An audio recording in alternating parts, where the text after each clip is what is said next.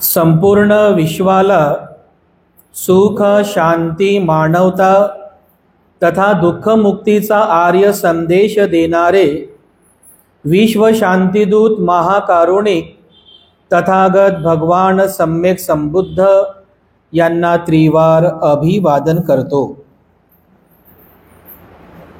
तथागतांनी समग्र मानवजातीच्या दुःखमुक्तीसाठी उपदेशिलेला महान सद्धम्म अर्थात बौद्ध धम्म तथा या सद्धम्माचा अविरतपणे प्रचार आणि प्रसार करणारा तथागतांद्वारा स्थापित सदा पूजनीय भिक्खू संघ, या पूजनीय भिक्खू संघाला त्रिवार अभिवादन करतो।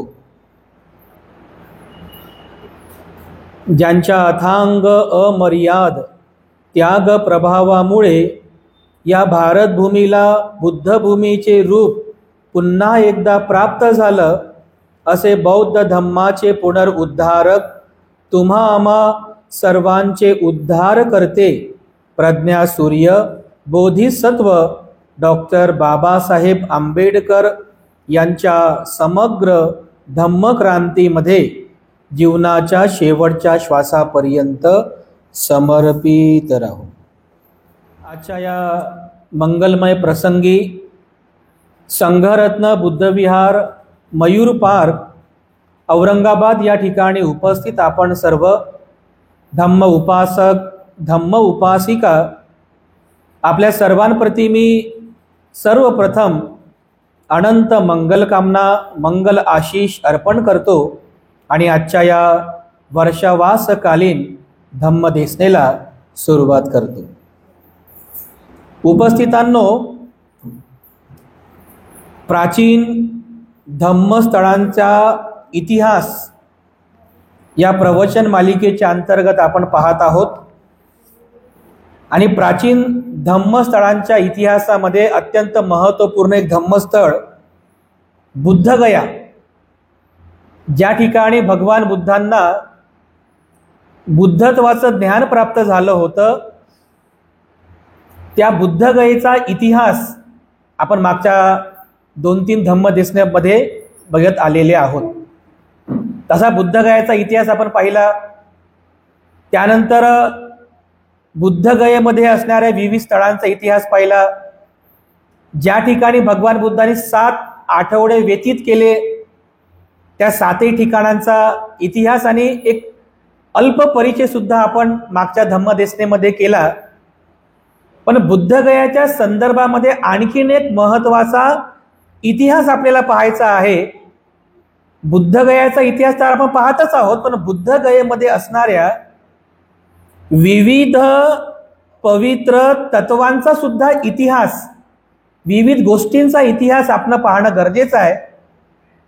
या बुद्धगयेमध्ये एक अत्यंत महत्त्वपूर्ण असं तत्व आपल्याला पाहायला मिळते, ते म्हणजे बोधिवृक्ष। जे आपलं पिंपळाचं झाड आहे, ज्याला आपण बोधिवृक्ष असं म्हणतो, आजही हा बोधिवृक्ष बुद्धगयेमध्ये आहे। जर तुम्ही बुद्धगयाला गेलात तर महाबोधी महाविहाराच्या अगदी मागच्या बाजूला हा बोधिवृक्ष तुम्हाला दर्शनीय आहे। त्या ठिकाणी आजही हा बोधिवृक्ष त्या भगवान बुद्धांच्या बुद्धत्व प्राप्तीच्या प्रवासाचा साक्षीदार आहे। एवढंच नव्हे तर बौद्ध धम्माच्या इतिहासाचा साक्षीदार तो बोधिवृक्ष आजही बुद्धगयेमध्ये आपल्याला त्या ठिकाणी पाहायला मिळेल। तर तुम्ही जर कधी बुद्धगयाला गेले तर त्या महाबोधी महाविहाराच्या अगदी मागच्या बाजूला तो बोधिवृक्ष आहे। हा तोच बोधिवृक्ष आहे की ज्या बोधिवृक्षाखाली बसून सिद्धार्थ गौतम 4 आठवडे ध्यानमग्न असलेल्या अवस्थेमध्ये याच बोधिवृक्षाखाली इसवी सन पूर्व 528 मध्ये वैशाख पौर्णिमेच्या रात्रीच्या 3ऱ्या प्रहरामध्ये बुद्धत्वाचं ज्ञान प्राप्त करून घेतात। सिद्धार्थ गौतम बुद्ध होतात। हे पिंपळाचं झाड त्याला साक्षीदार आहे, ही भूमी त्याला साक्षीदार आहे। आणि आज जवळपास 2600 वर्ष झाली, म्हणजे भगवान बुद्धांचा जो इतिहास आहे त्याला 2600 वर्षे झाली त्या 2600 वर्षांपासून आजही हा बोधिवृक्ष कायम त्या ठिकाणी इतिहासात साक्षीदार म्हणून उभा आहे आणि अतिशय पवित्र आहे. आता आपणच बघा ना, कधी आता आपल्याकडे पण पिंपळाचं झाड आहे, आपण त्याची पूजा करतोच ना. म्हणजे पिंपळाच्या झाडामध्ये आपण बुद्ध पाहतो, बरोबर आहे. हे प्रतीक आहेत.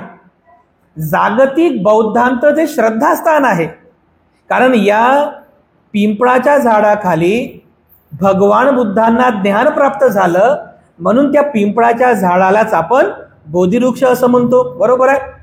आणि या झाडाखाली भगवान बुद्धांना ज्ञान प्राप्त झालं म्हणून तो बोधिवृक्ष आपल्यासाठी पूजनीय आहे. आणि ज्या ज्या प्रतीकांची निर्मिती झाली, जसं स्तूप आहे, विहार आहे, चैत्य आहे, तसे बोधिवृक्ष आहे. बघा, आपणही बघा त्या पिंपळाच्या झाडाचा हात जोडतो. का जोडतो हात? कारण हे ते पिंपळाचं झाड आहे, त्याचं प्रतीक आहे की या झाडाखाली बसून भगवान बुद्धांना ज्ञान प्राप्त झालेलं आहे म्हणून आपण त्या पिंपळाच्या झाडाचा म्हणजे आदर करतो, सन्मान करतो. यासाठी हा बोधिवृक्ष आपल्याला पवित्र आहे. पूजेमध्ये पण बघा, आपण बोधिवृक्षाचं वंदन करतो की नाही, जे आपण बुद्ध पूजा म्हणतो. यस्य मूले निसिन्नोवा सब्बारी विजयं अका पत्तो सब्बयुतं सत्था वंदेतं बोधिपादपं इमे हेते महाबोधी लोकनाथेन पूजिता अहम पीते नमस्सामी बोधिराजा नमत होते. त्या बोधिवृक्षाला वंदन करतोय आपण, त्या बोधिवृक्षाची पूजा करतो. म्हणजे किती चांगला संस्कार आहे बघा हा, की किती हा बोधिवृक्ष पूजनीय आहे, हा बोधिवृक्ष किती पवित्र आहे. त्या बोधिवृक्षाला आपण वंदन करत आहोत. यस्य मूले निसिन्नोवा, निसिन्नोवा म्हणजे बसणे, खाली बसणे. कशाच्या खाली? यस्य मूले, मूले म्हणजे मूळ, मूळ म्हणजे झाड. याच झाडाखाली बसून, यस्य मूले याच झाडाखाली बसून निसिन्नोवा सब्बारी विजयं, विजय प्राप्त केला भगवान बुद्धांनी. सब्बारी सर्व विकारांवरती, मग राग, द्वेष, काम, क्रोध, अहंकार, हे सगळे विकारांवरती सब्बारी विजयं का भगवान बुद्धांनी विजय प्राप्त केला. सब्बारी विजयं का पत्तो, पत्तो म्हणजे प्राप्त करणे, पत्तो म्हणजे प्राप्त करणे. पत्तो सब्ब युतं, सब्ब म्हणजे सर्व आणि युतं म्हणजे याण किंवा ज्ञान. याच तर झाडाखाली बसून भगवान बुद्धांनी सब्ब युतं, पत्तो सब्ब, सर्व प्रकारचं ज्ञान प्राप्त केलं. पत्तो सब्ब युतं सत्था, पत्तो सब्ब युतं वंदेतं बोधिपादपं. अशा या बोधिवृक्षाला मी वंदन करतो. का वंदन करतो? कारण याच झाडाखाली बसून भगवान बुद्धांना ज्ञान प्राप्त झालं. याच झाडाखाली बसून भगवान बुद्धांनी सर्व विकारांवरती मात केली म्हणून पत्तो सब्ब युतं सत्था वंदेतं बोधिपादपं. इमे हे ते याचा उल्लेख महाबोधी केला बघा. म्हणजे बोधिवृक्ष नाही, तिथं आपण व्यवहारिक भाषेत बोधिवृक्ष म्हणतो, पण या गाथेमध्ये त्या पिंपळाच्या, त्या बोधिवृक्षाच्या झाडाचा उल्लेख केला आहे महाबोधी. इमे हे ते महाबोधी लोकनाथेन पूजिता. अशा या महाबोधीला साक्षात लोकनाथेन, लोकनाथ भगवान बुद्धांचा उल्लेख या ठिकाणी लोकनाथ केला. लोकनाथ का केला? तर लोकांचे पालन करता येत ते, पालन करता म्हणजे खाऊ पिऊ घालणारे नाही. लोक अनाथ नाही आहेत, लोक नाथ आहेत. लोकांना दुःख मुक्तीचा मार्ग सांगणारे, लोकांना सुखाचा मार्ग सांगणारे असे लोकनाथ आहे. लोकनाथेन पूजिता. स्वतः भगवान बुद्धांनी या बोधिवृक्षाची, या महाबोधीची पूजा केलेली आहे. लोकनाथेन पूजिता. अहंपी, आम्ही सुद्धा, अहंपी म्हणजे आम्ही, आम्ही सुद्धा अहंपी ते नमस्सामी, आम्ही सुद्धा वंदन करतो, नमस्कार करतो. नमस्सामी अहंपी ते नमस्सामी बोधिराजा नमत होते. बोधिराजा आहे बघा हा, या पिंपळाच्या झाडाला बोधिराजा म्हटलेला आहे, महाबोधी म्हटलेला आहे. आम्ही सुद्धा या पवित्र, या पूजनीय, या महाबोधीला, या बोधिराजाला वंदन करतो. रोज सकाळी तुम्ही धम्म संस्कारामध्ये या गाथेला म्हणतात. या गाथेमध्ये सांगितलेलं आहे की हे बोधिवृक्ष किती पवित्र आहे. म्हणजे सहज म्हणून आपण या बोधिवृक्षाला हात जोडत नाही, सहज म्हणून आपण या बोधिवृक्षाची पूजा करत नाही. या बोधिवृक्षाचं पावित्र्य आहे, कारण याच तर बोधिवृक्षाखाली बसून भगवान बुद्धांना ज्ञान प्राप्त झालेलं आहे. म्हणून हे बोधिवृक्ष आपल्यासाठी वंदनीय आहे, आपल्यासाठी पूजनीय आहे. आणि म्हणून बघा, बौद्ध संस्कृतीमध्ये आजपर्यंत म्हणजे 2500 वर्ष झाली, जवळपास 2600 वर्ष झाली बघा भगवान बुद्धांचं महापरिनिर्वाण होऊन. आजही आपणच नाही तर प्रत्येक बौद्ध देशामध्ये या बोधिवृक्षाची पूजा केली जाते. प्रत्येक बौद्ध देशात, प्रत्येक ठिकाणी बौद्ध लोक अतिशय आदरपूर्वक या बोधिवृक्षाची पूजा करतात. म्हणून बौद्ध संस्कृतीमध्ये या बोधिवृक्षाला पूजनीय समजलेला आहे.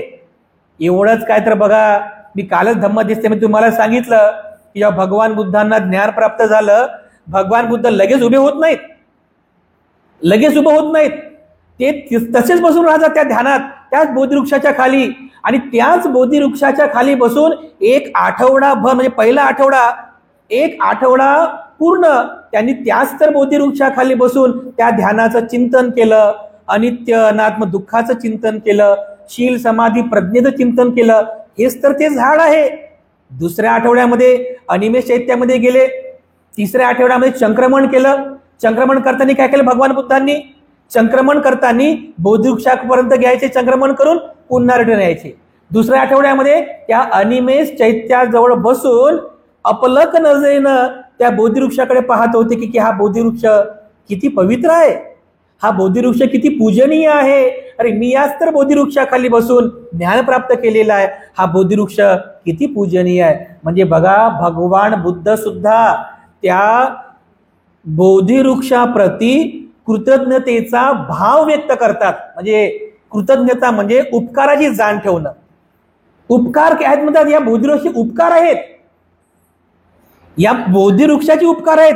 कारण याच तर बोधिवृक्षाखाली बसून मी ज्ञान प्राप्त केलं. एकटक नजरेनं पाहतात, उपकाराची जाण ठेवतात, त्याच्याबद्दल धन्यवाद व्यक्त करतात. हे भगवान बुद्धाने स्वतः केलेलं आहे बघा. तर विचार करा, हा बोधिवृक्ष किती पवित्र आहे, किती पूजनीय आहे. याच बोधिवृक्षाचा इतिहास आपण पाहत आहोत. म्हणजे आज जो बोधिवृक्ष आपण बुद्धगयेला पाहतो, जो बोधिवृक्ष बुद्धगयेला आपण पाहतो, तो बोधिवृक्ष मूळ बोधिवृक्ष नाही आहे. मूळ बोधिवृक्षाची 4थी शाखा आहे. कारण कालांतराने इतिहासामध्ये सांगितलेलं आहे की अनेक वेळेस त्या बोधिवृक्षांवरती हल्ले झाले, अनेक वेळेस तो बोधिवृक्ष खोडापासून कापला गेला, अनेक वेळेस तो बोधिवृक्ष संपविण्याचा प्रयत्न केला गेला. पण पिंपळाच्या झाडाची एक खासियत असते बघा, ती कुठं पण उगवते. त्याला फक्त थोडीशी नमी पाहिजे, म्हणजे आर्द्रता मिळाली, थोडीशी आर्द्रता मिळाली की लगेच ते झाड भिंतीवर पण उगवते बघा, आहे की नाही? उगवते की नाही? थोडीशी आर्द्रता पाहिजे फक्त, थोडासा आधार पाहिजे, लगेच ते पिंपळाचं झाड उगवते.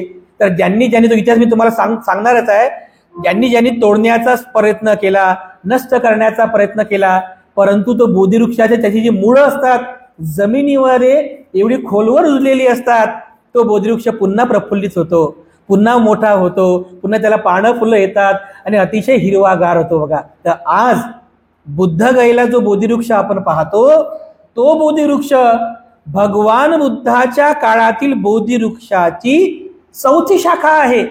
तरी 4थी शाखा कशी आहे तो इतिहास मी तुम्हाला सांगतो. तत्पूर्वी बुद्ध काळामध्येच भगवान बुद्धाच्याच हयातीमध्ये याच बोधिवृक्षाची एक शाखा श्रावस्तीमध्ये रोपित करण्यात आली होती. तुम्ही जर श्रावस्तीला गेले तर आजही त्या श्रावस्तीमध्ये एक बोधिवृक्ष पाहायला मिळतो. त्या बोधिवृक्षाला नाव आहे आनंद बोधिवृक्ष. आनंद म्हणजे एवढा काय तो हिरवागार झाड नाही आहे, काही थोडं बहुत पानं त्याला आहेत, त्याचे जे खोड आहे एकदम असं पोकळ झालेलं आहे बघा, आतमधून पूर्ण पोकळ आहे. आणि वरचे जे फांदे आहेत ते सुद्धा एकदम पोकळ झालेले आहेत. त्या फांद्या खाली पडू नये म्हणून तिथल्या पुरातत्व विभागाने लोखंडाचे कठडे उभे केले त्या फांद्यांना आधार देण्यासाठी, जेणेकरून त्या फांद्या खाली पडू नये आणि झाडाचं नुकसान होऊ नये म्हणून. तर साहित्यामध्ये सांगितलेलं आहे की ज्यावेळेस भगवान बुद्ध श्रावस्तीमध्ये राहत असत, तर श्रावस्तीमध्ये राहत असताना लोक भेटायला यायचे भगवान बुद्धांना, रेलचेल राहायची, लोकांचं येणं जाणं राहायचं. जे भगवान बुद्ध जेव्हा राहायचे तेव्हा श्रावस्तीमध्ये नेहमी लोक, राजे महाराजे यायचे, बसायचे, प्रवचन व्हायचे, संस्कार व्हायचे. पण जेव्हा भगवान बुद्ध श्रावस्ती नगरी सोडून दुसऱ्या नगरीमध्ये गेले की लोक येत नव्हते. जाऊ द्या म्हणायचे, आता भगवान बुद्ध जेव्हा येतील तेव्हा जाऊ. तर सुनं सुनं वाटायचं. तर असंच एकदा मग अनाथपिंड कोण होता? आनंद भंते सुद्धा होते. तर स्वतः आनंद भंतेजींनी भगवान बुद्धांना विनंती केली की भगवान, तुम्ही जेव्हा इथे असता तर खूप छान असं धम्माचं वातावरण तयार होत असते, लोक येतात, अनुयायी येतात, सर्वांच्या श्रद्धेमध्ये पुन्हा पुन्हा वाढ होते. पण जेव्हा तुम्ही निघून जाता तर बुद्धाचं दर्शन कसं करावं हा मात्र मोठा प्रश्न आहे. तर बुद्धाचं दर्शन कसं करता येईल याकरिता आपण काहीतरी उपदेश सांगावा. तेव्हा भगवान बुद्धांनी आनंदाला उपदेश केला की आनंद असं कर, बुद्धगयेला जा, बुद्धगयेमध्ये ज्या पिंपळाच्या झाडाखाली बसून मी ज्ञान प्राप्त केलं त्या बोधी वृक्षाची एक शाखा या ठिकाणी आणा आणि या ठिकाणी इथे आणून त्याचं इथे रोपण करा, कारण ते सुद्धा बुद्धाचं प्रतीकच आहे. तर बघा, बुद्धाच्या हयातीमध्ये, बुद्धाच्या उपस्थितीमध्ये राजा प्रसन्नजिताने ती सगळी व्यवस्था केली. बुद्धगयेला गेले, अतिशय श्रद्धापूर्वक त्या बोधिवृक्षाची एक शाखा घेतली, एका सोन्याच्या पात्रामध्ये मातीमध्ये ती शाखा रोपली आणि मग तसं श्रद्धापूर्वक ते भिक्षापात्र म्हणजे त्याची शाखा आहे बोधिवृक्षाची, ती शाखा श्रावस्तीला घेऊन आले आणि अनाथपिंडक, राजा प्रसन्नजित, भगवान बुद्ध या सर्वांच्या उपस्थितीमध्ये त्या बोधिवृक्षाची पहिली शाखा त्या श्रावस्तीमध्ये रोपित करण्यात आली. आज पण तो बोधिवृक्ष तिथे आहे, पण पोकळ झालेला आहे. कारण असं म्हणतात की 19व्या शतकामध्ये 1878च्या दरम्यान दुष्काळ आला होता बिहारमध्ये, उत्तर प्रदेशमध्ये. त्या दुष्काळामध्ये त्या बोधिवृक्षाला पाणी न मिळाल्यामुळे तो बोधिवृक्ष अगदी मरणासन्न झाला होता. पण नंतर त्याला पाणी वगैरे देऊन त्याच्यावरती योग्य औषध उपचार करून त्या झाडाला पुन्हा जिवंत केलं. तर आज ते झाड पूर्ण पोकळ आहे, परंतु आज त्या इतिहासाची साक्ष देणारा आजही तो बोधिवृक्ष श्रावस्तीमध्ये आहे. आणि आनंद भंतेच्या पुढाकारामुळे तो बोधिवृक्ष श्रावस्तीमध्ये लावण्यात आला, म्हणून त्याला आनंद बोधिवृक्ष असं म्हणतात.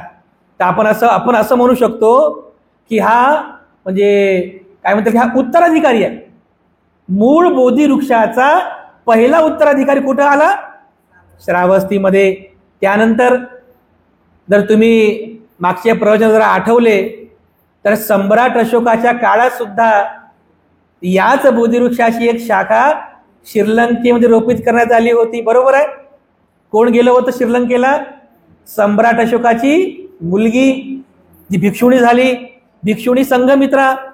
तो इतिहास सुद्धा मी तुम्हाला सांगितला की महेंद्र पंत श्रीलंकेला गेले होते, तर तिथला जो राजा होता देवनाम पिय तिस्स, याची जी पत्नी होती तिचं नाव होतं अनुला देवी. तिने विनंती केली की मला प्रवज्या द्यावी म्हणून, पण भिक्षू विनयानुसार एखाद्या स्त्रीला प्रवज्या देऊ शकत नाही. तर भिक्षू महेंद्र त्या देवनाम पिय तिस्सला म्हणतात, मी तर दीक्षा देऊ शकत नाही, पण माझी बहीण ती सुद्धा भिक्षुणी आहे, ती मगधामध्ये आहे, तर तुम्ही तिला निमंत्रित करा. आणि निमंत्रित करा तर करा, पण सोबत असंही निमंत्रण द्या की येताना त्या बुद्धगयेच्या बोधिवृक्षाची एक शाखा सुद्धा आमच्याकडे घेऊन यावी. तर हा इतिहास आपण मागच्या धम्मदेशमध्ये पाहिला तर बघा किती ते पूजनीय आहे, किती तो महान इतिहास आहे. सम्राट म्हणजे असं लिहिलेलं आहे की ते मुंबईचं जे बंदर आहे ना त्याला सोपारा म्हणायचे. त्या बंदरावर, बंदर समजते ना, म्हणजे जिथे नावं थांबतात, तर तिथूनच मग तो प्रवास सुरू होतो बघा श्रीलंकेसाठी, ताम्रलिपी बंदरापर्यंत. तर एका सोन्याच्या पात्रामध्ये सम्राट अशोकाने एका सोन्याच्या पात्रात त्या बुद्धगयेच्या एका शाखेचं रोपण केलं. अगोदर त्याची पूजा केली की आपल्याकडून काही अपमान होऊ नये, म्हणजे फांदी तोडली आपण, आपल्याकडून अपमान होऊ नये, पण श्रद्धापूर्वक करतो आपण. पूजा केली आणि मग ते सोन्याचं पात्र घेऊन असं डोक्यावर घेऊन तो मुंबईला आला. सोपारा बंदर आहे तिथून सगळा प्रवास सुरू झाला संघमित्रा आर्यजींचा. तिथपर्यंत आला. ती मोठी नाव होती. त्या नावेमध्ये भिक्षुणी संघमित्रा, तिच्यासोबत आणखीन काही भिक्षुणी होत्या, काही सेविका होत्या. तर जिथपर्यंत जाता येईल त्या पाण्यामध्ये तिथपर्यंत तो अशोक गेला. असं डोक्यावर बोधिवृक्ष घेऊन या गळ्यापर्यंत पाणी आलं, तिथपर्यंत तो गेला. आणि नंतर मग तो बोधिवृक्षाचं ते भिक्षा ते पात्र जे होतं ते श्रद्धापूर्वक भिक्षुणी संघमित्राकडे दिलं. आणि त्यानंतर मग त्यांचा तो प्रवास सुरू झाला बघा. तर भिक्षुणी संघमित्रा श्रीलंकेला जाते आणि श्रीलंकेला जाऊन त्या ठिकाणी बघा देवनाम पिय तिस्स यांच्या उपस्थितीमध्ये त्या बोधिवृक्षाचं रोपण त्या अनुराधापूरमध्ये होते. आजही तो बोधिवृक्ष अनुराधापूरमध्ये आहे. तो बोधिवृक्ष कधी नष्ट झाला नाही. किंबहुना त्या बोधिवृक्षावर कधी निसर्गाचा घात पण झाला नाही. म्हणजे वादळ वारा वगैरे असं काहीच झालं नाही. किंवा कोण्या मनुष्याकडून किंवा एखादा मानव निर्मित असं कोणतं संकट पण आलं नाही. तेव्हापासून ते झाड हिरवगार आहे. तेव्हापासून ते झाड प्रफुल्लित आहे. आजही 2200 वर्ष झाले बघा. 2200 वर्षापासून आजही तो बोधिवृक्ष श्रीलंकेमध्ये आहे बघा. तर तुम्ही कधी श्रीलंकेला गेले तर अनुराधापूरमध्ये तो बोधिवृक्ष आहे. आणि असं म्हणतात की पृथ्वीवरचा सर्वात जुना बोधिवृक्ष जो आहे तो श्रीलंकेमध्ये आहे. सर्वात जुना बोधिवृक्ष म्हणजे बोधिवृक्ष म्हणतात सर्वात जुना वृक्ष ज्याला 2200 वर्ष होऊन गेले, आज पण तो श्रीलंकेमध्ये आहे. तर ही असं म्हणू आपण की म्हणजे मूळ बोधिवृक्षाचा हा दुसरा उत्तराधिकारी झाला. पहिला उत्तराधिकारी कुठं? श्रावस्तीमध्ये. त्याच्यानंतर दुसरा उत्तराधिकारी मूळ बोधिवृक्षाचा श्रीलंकेच्या अनुराधापूरमध्ये. अशा प्रकारे मूळ बोधिवृक्षाच्या या 2 शाखा रोपित करण्यात आल्या. एक श्रावस्तीमध्ये ज्याला आपण आनंद बोधिवृक्ष असं म्हणतो आणि दुसरं श्रीलंकेच्या अनुराधापूरमध्ये तो बोधिवृक्ष आज त्या ठिकाणी आहे. अशा प्रकारे बोधिवृक्षाच्या या शाखा या 2 ठिकाणी रोपित करण्यात आल्या. परंतु सम्राट अशोकाच्याच काळामध्ये अतिशय एक वाईट घटना घडली. सम्राट अशोकाची एक पत्नी, त्याला 4 पत्नी होत्या, त्या 4 पत्नींपैकी त्याची एक पत्नी होती, तिचं नाव होतं तिस्सरक्षिता. काय नाव होतं? तिस्सरक्षिता. तिला मात्र आवडत नव्हतं. म्हणजे सम्राट अशोक रोज बोधिवृक्षाला वंदन करतो, रोज बोधिवृक्षाला फुलहार अर्पण करतो. बोधिवृक्षाच्या सभोवताल त्यांनी वेदिका निर्माण केली. बोधिवृक्षाच्या समोर वज्रासनाचा त्याने पुनर्संस्कार केला. रोज बोधिवृक्षाला वंदन करतो, रोज बोधिवृक्षाकडे जातो. हे त्याच्या पत्नीला आवडत नव्हतं, त्या तिस्सरक्षिताला आवडत नव्हतं. तर सम्राट म्हणजे अशोकाचं जाणं, त्या बुद्धगयाला जाणं बंद कसं करता येईल, ती नेहमी अशी योजना आखत राहायची. तर एकदा तिने काय केलं, रागाच्या भरात, म्हणजे त्या बोधिवृक्षामुळं माझा जो पती आहे म्हणजे अशोक जो आहे त्या बोधिवृक्षामुळंच त्या बुद्धगयाला जातो, माझ्याकडे लक्ष देत नाही. म्हणून रागाच्या भरात एका रात्री काही सैनिकांना घेऊन ती बुद्धगयाला गेली. आणि बुद्धगयाला गेल्यावर त्या सैनिकांकरवी तिने त्या बोधिवृक्षाला खोडापासून कापून टाकलं. खोडापासून कापून टाकलं, पण मुळं तशीच होती ना. खोडापासून कापलं, त्या खोडाचे छोटे छोटे भाग केले आणि सगळ्या फांद्याचे सगळ्या फांद्या, जेणेकरून कोणाला समजू नये काय झालं म्हणून, त्या सगळ्या फांद्या उचलून त्या निरंजना नदीमध्ये त्यांनी फेकून दिल्या. तो सगळं जे झाड आहे ते वाहत वाहत पूर्ण दूरपर्यंत निघून गेलं. सम्राट अशोकाला कळालं, कारण सच्चाई छुप नाही सकती. अशोकाला कळालं की तिस्सरक्षिताने तो बोधिवृक्ष खोडापासून कापला. तर त्याला फार वाईट वाटलं.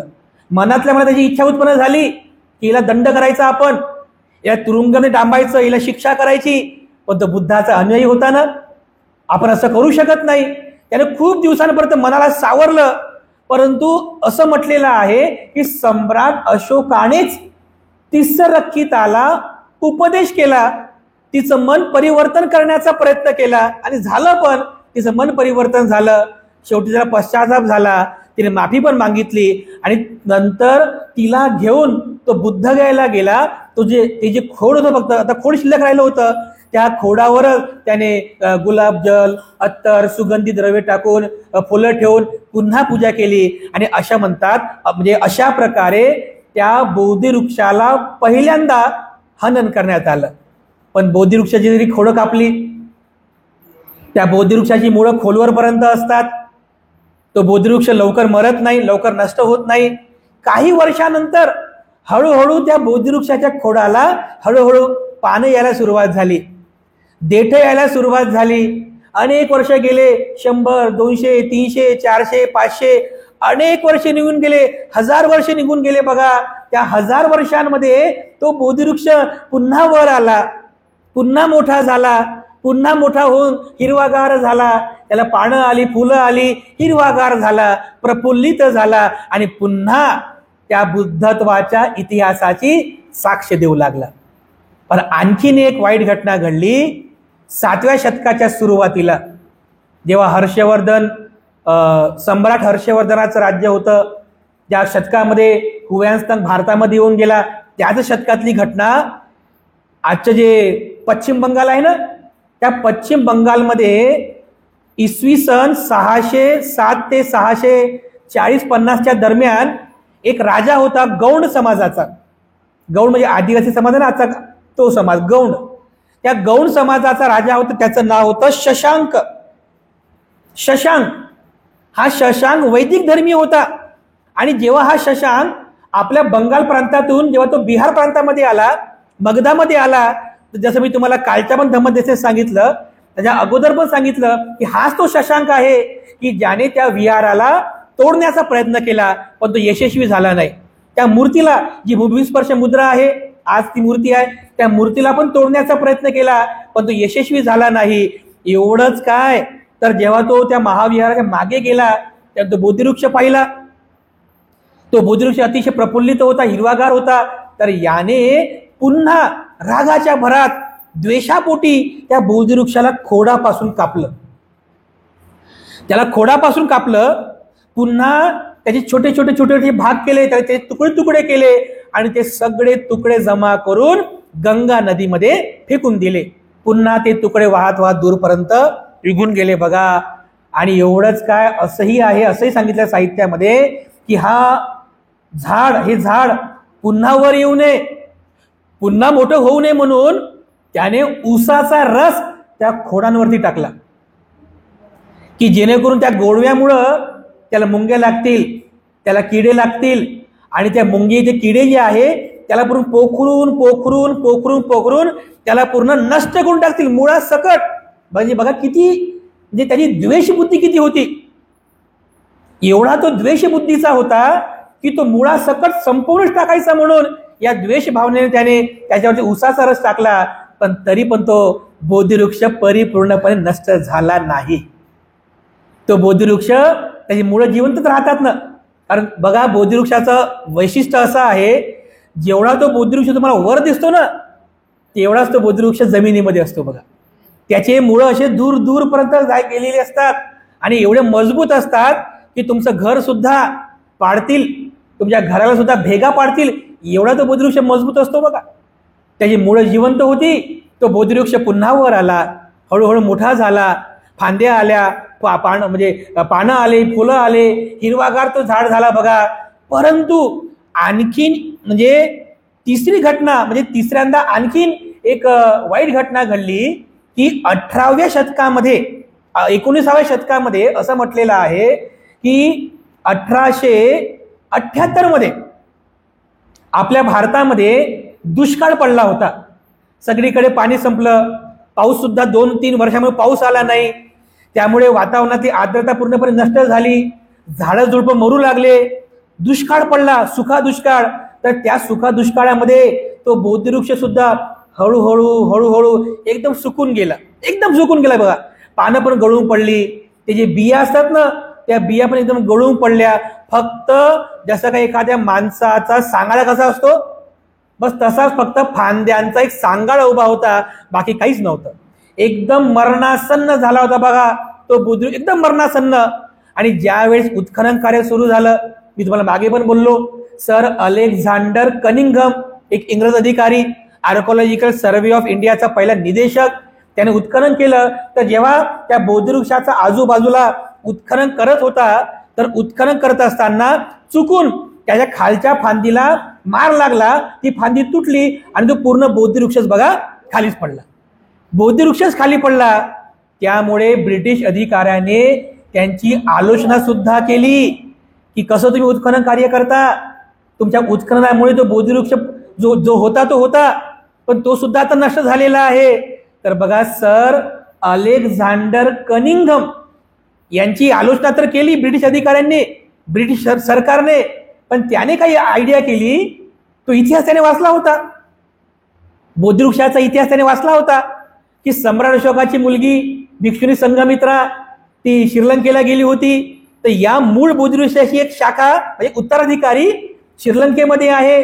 तर बघा त्याने त्या श्रीलंकियन गव्हर्नमेंटशी संपर्क साधून त्या बोधिवृक्षाची एक शाखा भारतामध्ये बोलवली आणि भारतामध्ये आणून त्याच शाखेचं रोपण त्याने त्या ठिकाणी केलं. तर असं म्हणतात एक शाखा तर तिथे रोपित केली आणि एक दुसरी शाखा आणखीन त्याच्या बाजूलाच रोपित केली. आज 2 बोधिवृक्ष तुम्हाला पाहायला मिळतात त्या महाबोधी महाविहाराच्या अगदी मागच्या बाजूला. 1880 मध्ये ही चौथी शाखा सर अलेक्झांडर कनिंघम याने त्या ठिकाणी रोपित केली. तर आज तोच बोधिवृक्ष आपण पाहतो जो बोधिवृक्ष 1880 मध्ये सर अलेक्झांडर कनिंघम यांनी तिथे रोपित केला होता. तो किती शाखा? ही चौथी शाखा आहे. कारण पहिली शाखा जी होती ती 30 रकेतानं नष्ट केली. दुसरी शाखा आली, दुसरी शाखा सुद्धा राजा गौंड राजा शशांक नष्ट केली, पण तरी पण तिसरी शाखा आली, पण तिसरी शाखा सुद्धा दुष्काळामुळे मरणासन्न झाली. तर पुन्हा सर अलेक्झांडर कनिंघमने ही चौथी शाखा रोपित केली. तर आज मूळ बोधी वृक्षाची चौथी शाखा तुम्हाला बुद्धगयाला पाहायला मिळेल. पण एवढंच नाही बघा, या बोधी वृक्षाच्या अनेक शाखा भारतभर रोपित झालेल्या आहेत. म्हणजे फक्त 1-2 ठिकाणी नाही, अनेक ठिकाणी रोपित झाल्या. जर तुम्ही दिल्लीला पण गेले ना, तर दिल्लीला एक बुद्धा गार्डन म्हणून आहे. बुद्धा गार्डन, त्याचं नाव आहे बुद्धा गार्डन. तिथे बुद्धाची मूर्ती सुद्धा ठेवलेली आहे. जसं आपलं सिद्धार्थ गार्डन आहे तसं त्याला बुद्धा गार्डन म्हणतात. तर दिल्ली गव्हर्नमेंटच्या पुढाकारामुळं त्या संघमित्राने लावलेल्या त्या श्रीलंकेतील बोधिवृक्षाची एक शाखा दिल्लीच्या बुद्धा गार्डन मध्ये रोपित केलेली आहे. तिथे पण एक बोधिवृक्ष आहे बघा. आणखीन बोधिवृक्षाची शाखा कुठे आहे? तुम्ही जर नागपूरला गेले दीक्षाभूमीला, दीक्षाभूमी स्तूपाच्या अगदी पुढेच जो बोधिवृक्ष आता आपण बघितला ना, तो बोधिवृक्ष सुद्धा 1968 मध्ये भदंत आनंद कौसल्यायन यांच्या पुढाकारात, त्यावेळेस म्हणजे आनंद भंतेजी श्रीलंकेमध्ये राहत होते, तर त्यांना निमंत्रण देण्यात आलं दीक्षाभूमीसाठी या म्हणून. तर तिथून बघा दीक्षाभूमीला ते आले आणि येताना आपल्यासोबत त्या श्रीलंकेच्या बोधिवृक्षाच्या 3 शाखा सोबत घेऊन आले. 3 शाखा, एक नाही 3 शाखा सोबत घेऊन आले. आणि आज दीक्षाभूमीला जो आपण बोधिवृक्ष पाहता क्षणी तर आपल्याला एकच वाटतो, पण तो एक नाही आहे.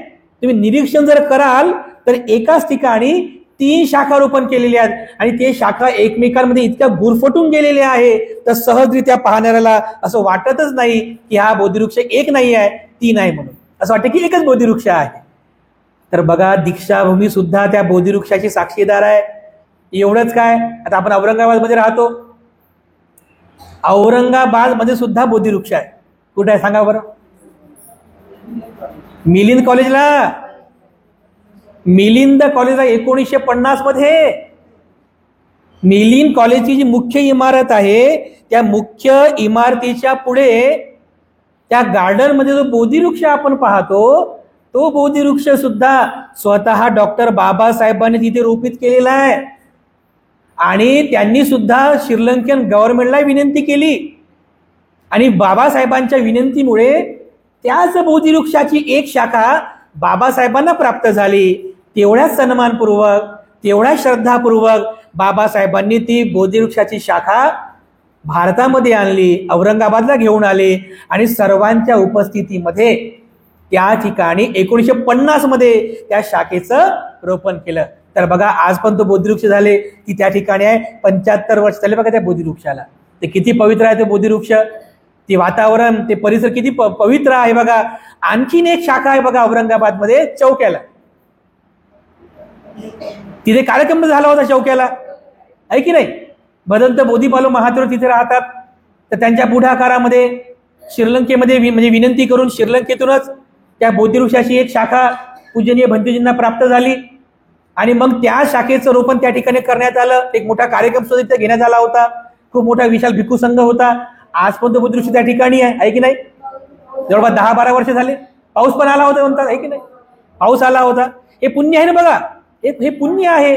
ह्या सगळ्या गोष्टी ज्या आहे आपल्याला प्राप्त झालेल्या आहेत. म्हणजे औरंगाबादमध्ये हे 2 बोधिवृक्ष आपल्याला दर्शनीय आहेत बघा. म्हणजे ज्यांना बुद्धगयाला जाता येत नाही त्यांनी मिलिंद कॉलेजला जाऊन बुद्धगयाचं दर्शन घ्या, नाही तर मग चौक्याला जा, आपलं लोकोत्तरा महाविहार तिथे जाऊन त्यांनी त्या बोधिवृक्षाचं दर्शन करा. बघा एवढा हा बोधिवृक्ष पवित्र आहे. बोधिवृक्ष बुद्धत्वाचं प्रतीक आहे. जो तो त्या बोधिवृक्षाला हात जोडायचा, कारण बुद्धाचं प्रतीक आहे म्हणून. या बोधिवृक्षाखाली बसून भगवान बुद्धांना ज्ञान प्राप्त झालं, ते बुद्धत्वाचं प्रतीक बनलं. तर जेव्हा बुद्ध धम्माचा विरोध करणाऱ्यांनी हे पाहिलं की अरे हे बौद्ध लोक जे आहेत या पिंपळाच्या झाडाची पूजा करतात आणि हळूहळू या पिंपळाच्या झाडामुळे, या बोधिवृक्षामुळं बौद्ध धम्माचा प्रचार होत आहे, प्रसार होत आहे. अरे हा प्रचार प्रसार थांबवला पाहिजे. तर बघा द्वेषी लोकांनी किंवा बुद्ध धम्माचा विरोध करणाऱ्या लोकांनी स्वतःच्या लोभापोटी, द्वेषापोटी पिंपळाच्या झाडाबद्दल अपप्रचार करायला सुरुवात केली. या भारतामध्ये अपप्रचार केला. या झाडावरती भूत राहतं म्हणतात ना असं. पिंपळाच्या झाडावर भूत राहते, पिंपळाच्या झाडावर मुंजा राहते, पिशाच्य राहते आणि सकाळी उठल्यानंतर त्या झाडाचं दर्शन हे अशुभ आहे म्हणतात की नाही. आधी लोक म्हणतात, आजही लोक म्हणतात पिंपळाचे झाड अशुभ आहे म्हणतात. आम्ही ज्या भारतनगरमध्ये राहत होतो विहारात, एका ताईने आम्हाला पिंपळाचं झाड आणून दिलं. छोटंसं झाड होतं असं. त्यांनी फार श्रद्धापूर्वक त्यांच्या गॅलरीमध्ये ते लावलं. तर त्यांनी तेच झाड आम्हाला दिलं. भंतेजी म्हणे याचं रोपण कुठंतरी करा, मला जागा तर नाही आहे. तर त्यांच्या त्या ताईच्या मिस्टरांनी आम्हाला सांगितलं, भंतेजी म्हणे आमच्या फ्लॅटच्या म्हणजे आमच्या बिल्डिंग मधल्या लोकांनी म्हणे असं सांगितलं म्हणे की हे झाड इथं ठेवू नका. तिला, त्या ताईला सांगितलं हे झाड इथं ठेवू नका, या झाडामध्ये भूत घरी येतात, मुंजा घरी येतात, पिशाच्य घरी येतात, माणूस पागल होते, वनवन भटकते, रात्री झोप लागत नाही, वाईट वाईट स्वप्न पडतात, धन दौलत कमी होते, दुःख येते, दरिद्र येते, असा अपप्रचार केला म्हणे भंतेजी. ही भिली म्हणे, ही घाबरली म्हणे ही. तर तिने म्हणे हे झाड तुम्हाला आणून दिलं. म्हणे तिला आम्ही समजावून सांगितलं, म्हटलं हा सगळा अपप्रचार आहे, सगळा खोटा प्रचार आहे. तर पिंपळाचं झाड एवढं आरोग्यदायी आहे, 24 तास ऑक्सिजन देते. एकमेव असं झाड आहे बघा, 24 तास ऑक्सिजन देते. तुम्ही रात्री जरी झाडाखाली झोपले ना, रात्रीला भरपूर तुम्हाला ऑक्सिजन मिळेल, कधी अटॅक येणार नाही तुम्हाला. भरपूर ऑक्सिजन मिळते ना. आणि कार्बन डायऑक्साईड ते शोषून घेते. 24 तास तुम्हाला ऑक्सिजन देते. बघा आणखीन एक गोष्ट आठवली, भारत सरकारकडून जे भारतरत्न मेडल मिळतं, भारतरत्न, हे भारतरत्न तुम्ही डाउनलोड करा फोटो. भारतरत्नाचं जे मेडल आहे ते मेडल सुद्धा पिंपळाचं पान आहे, सोनेरी रंगाचं पिंपळाचं पान आहे. आणि त्या पिंपळाच्या पानावर एका बाजूला 32 आऱ्यांचं चक्र असते आणि दुसऱ्या बाजूला अशोक स्तंभ, 4 सिंहाचा अशोक स्तंभ असतो. आता हेच लोक जेव्हा यांना भारतरत्न प्राप्त होईल, हे लोक मोठ्या ठसऱ्या जातील, मोठ्या मनात जातील, मला भारतरत्न पाहिजे. पण तेव्हा म्हणणार नाही हे पिंपळाचं पान आहे म्हणून. हे विचार, म्हणजे थोडं विचार करा की भारतरत्न हा पिंपळाचं पानच काय आहे. कारण पिंपळाचं पान हे ज्ञानाचं प्रतीक आहे.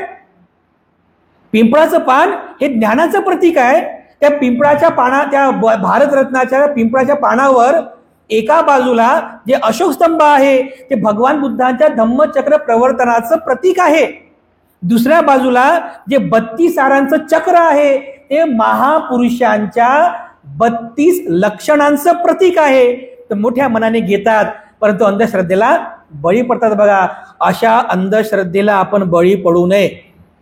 आपण उलट प्रचार करावा की पिंपळाचं झाड हे पूजनीय आहे, पिंपळाचं झाड हे दर्शनीय आहे, त्याचं दर्शन घेणं हे शुभ आहे, याच्यामध्ये काहीही अशुभ नाही आहे. बघा, पिंपळाच्या झाडाची प्रतिकृती आपण आपल्या विहारावरती लावली ना, आपल्या विहारावर बघा, संघरत्न बुद्ध विहाराच्या वरती जे तुम्हाला जे दिसतं ना एंट्री गेट, जे डिझाईन जे आहे ते पिंपळाचं पान आहे. तुम्ही पिंपळाच्या पानाला बघा, असं खालून असं कापल्यानंतर तसाच तो आकार बनतो बघा, ती आकार तिथे आपण बनवलेला आहे. हे आपले प्रतीक आहेत ना, हे पिंपळाचं झाड, पिंपळाची पानं हे आपले प्रतीक आहेत. अजिंठा लेणीला तुम्ही जर गेले तर लेणी क्रमांक 10चे एंट्री गेट बघा, असं आहे. हे पिंपळाचं पान आहे, हे पिंपळाचं पान आहे. बघा, हे सगळे प्रतीक आहेत. पण बघा, अपप्रचार केला, त्यामुळे या अपप्रचाराला आपण बळी न पडता बुद्ध धम्मामध्ये बोधिवृक्षाचं म्हणजेच पिंपळाच्या झाडाचं काय महत्व आहे हे आपण पण समजून घेतलं पाहिजे. ज्यांच्या मनामध्ये भीती आहे किंवा ज्यांच्या मनामध्ये काही चुकीची गोष्ट आहे, चुकीचा विचार आहे, त्यांना पण आपण समजून सांगायला पाहिजे की हा बोधिवृक्ष किती पवित्र आहे, किती पूजनीय आहे. तर अशा बोधिवृक्षाला आपण नेहमी वंदन करतो, कारण याच बोधिवृक्षाखाली भगवान बुद्धांना ज्ञान प्राप्त झालेलं आहे, म्हणून हा बोधिवृक्ष आपल्यासाठी पूजनीय आहे.